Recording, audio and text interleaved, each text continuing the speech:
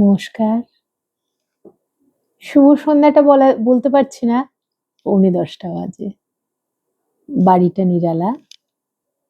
বাড়িটা একটু ফাঁকা। আজকে তাই একটু রাত করেই চলে এসেছি। যা হোক, তবু শুভ সন্ধ্যা। আজকে একটু অন্য মুডে এসেছি চ্যানেলে। সেটা হলো একটু ফানি মুড বলতে পারেন। তবে আজকে আমার মনটা ভীষণ খুশি। সোনারপুরটা একটা পচা জায়গা বলে আমার মনে হয় অন্তত। মানে এসেছিলাম যখন আমরা, তখন একরকম ছিল। এখন ঘিঞ্জি হতে হতে মিউনিসিপ্যালিটি কোনো কাজ করে না, বর্ষাকালে ডুবে থাকে।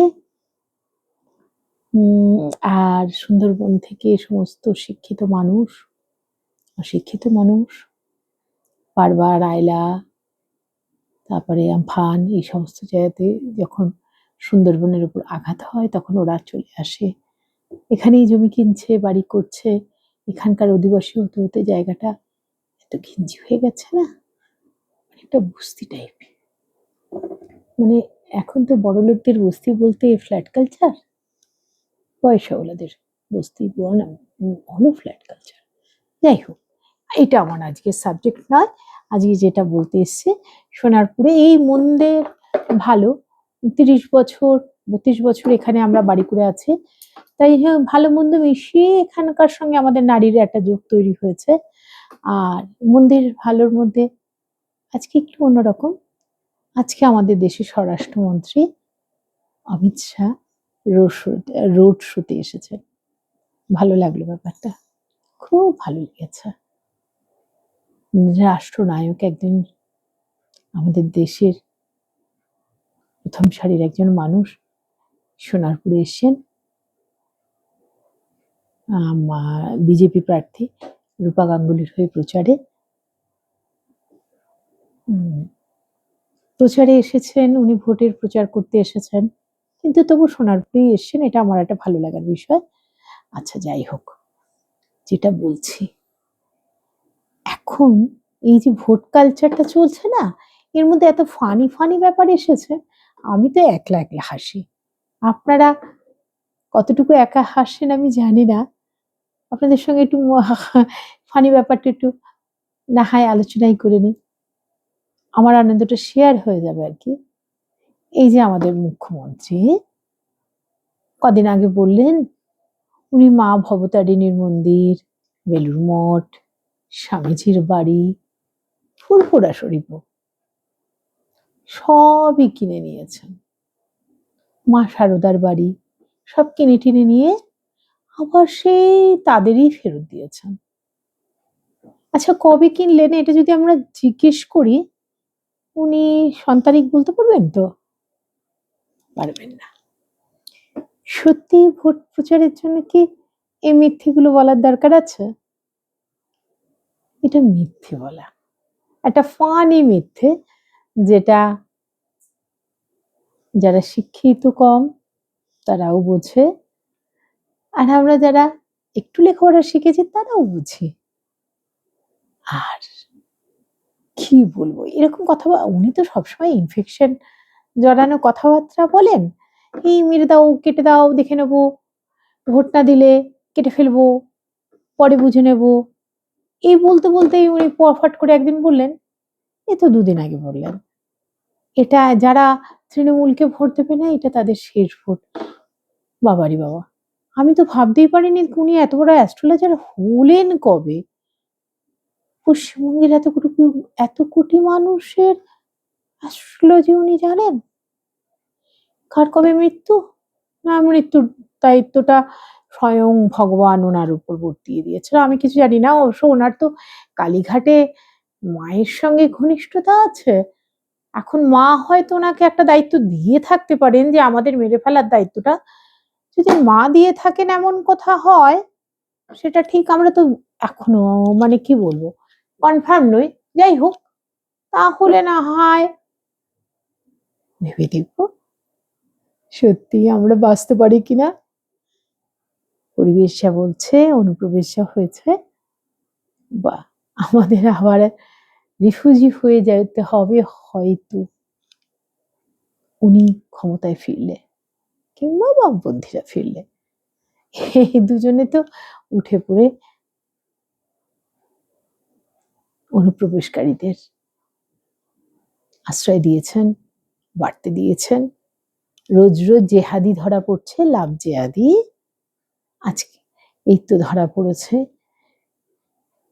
যারা বড় বড় মিশন করে থাকেন, যারা আমাদের দিল্লি দখল নিতে চান পাকিস্তানের জঙ্গি গোষ্ঠী, তাদের দুজন, একজন পাঠান আর একজন নামটা এক্ষুনি বলতে পারছি না।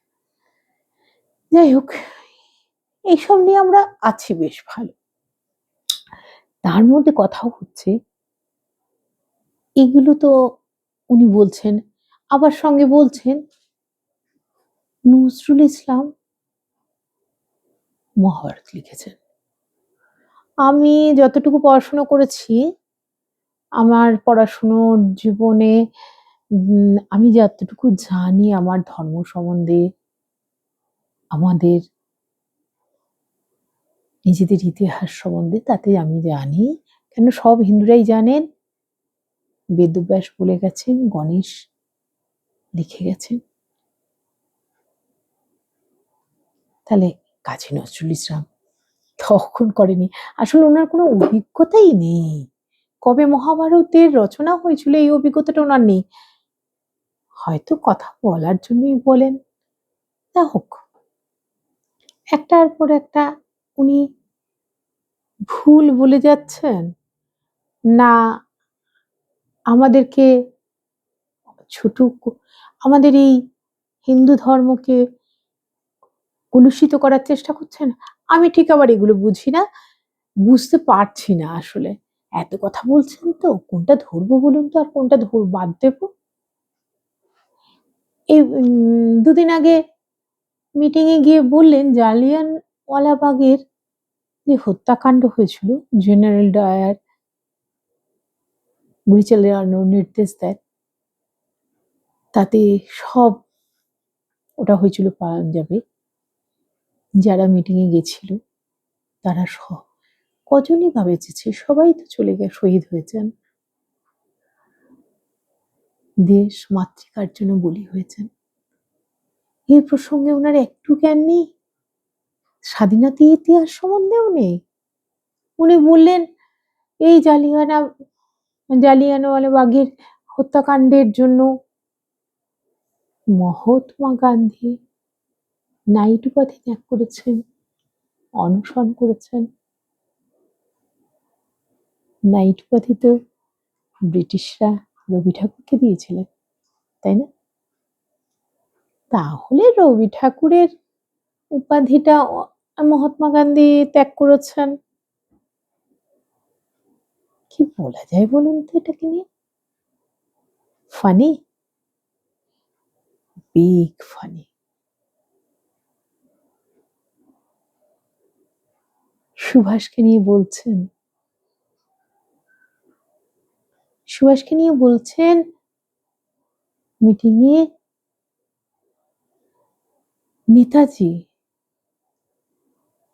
নেতাজির তেমন অবদান নেই আমাদের স্বাধীনতা বিপ্লবে, উনি তো চলেই গেছিলেন দেশ ছেড়ে। নেতাজি তো আমাদের বাঙালির কেন, গোটা ভারতবর্ষের হিরো স্বাধীনতা বিপ্লবের। তার হাত ধরে স্বাধীনতাটা এলে ভারত পাকিস্তান আলাদা হতো না, তাই না? থেকে যেত একসঙ্গে, হিন্দু মুসলিম ভাগ হতো না, পাশাপাশি থাকা, ঠিক স্বাধীনতার আগে যেমন একে অপরের গলা জড়িয়ে ধরে বলা যেত আছি আমরা একসঙ্গে, এ দেশটা আমাদের।